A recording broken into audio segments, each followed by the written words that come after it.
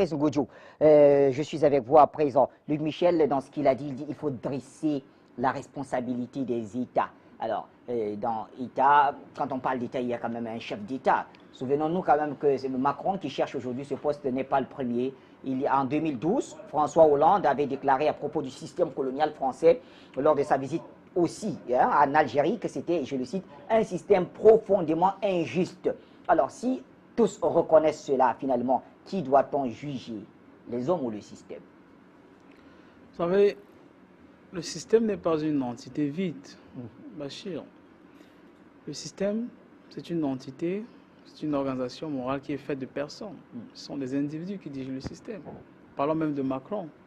Kalis a bien fait de le souligner. Macron vient pratiquement de nulle part. En réalité, c'est le produit du système, du cœur même du système. Il faut rappeler que c'est un financier. Oui, c'est un financier. Il est soutenu. Ouais, il est soutenu par beaucoup de financiers, justement.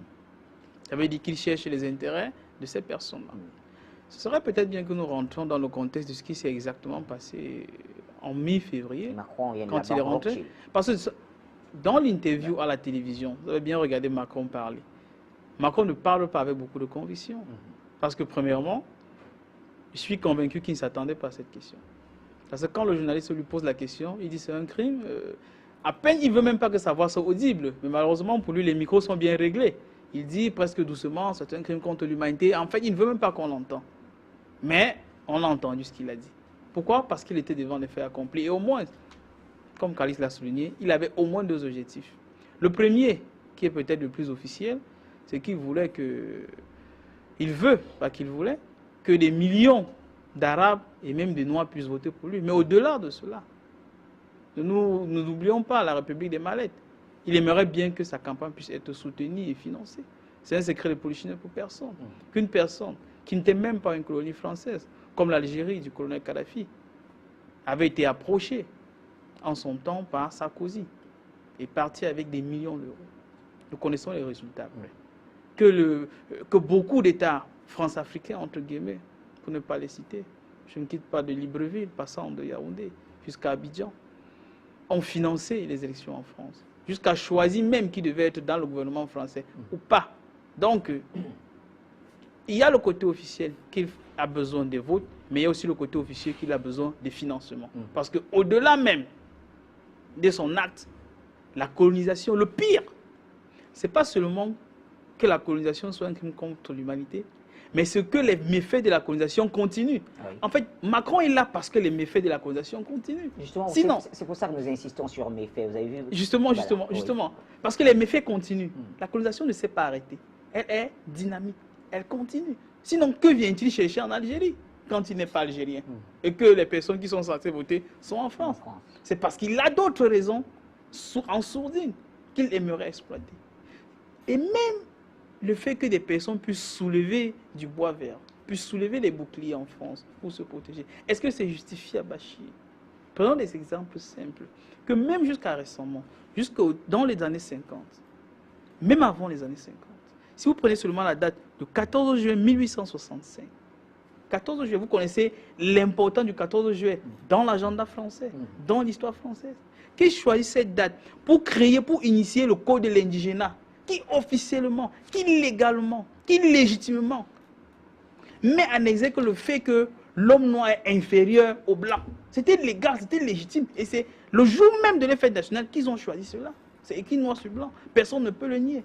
Et qu'après, ils implémentent ça sur le terrain. Parce que même durant l'esclavage, même pendant, avant même les indépendances, entre guillemets, la fausse indépendance, entre guillemets, quand ils venaient sur le continent africain, quand il fallait choisir les hommes solides que l'on devait exploiter après, vous savez, il y avait aussi de la fraude à l'époque.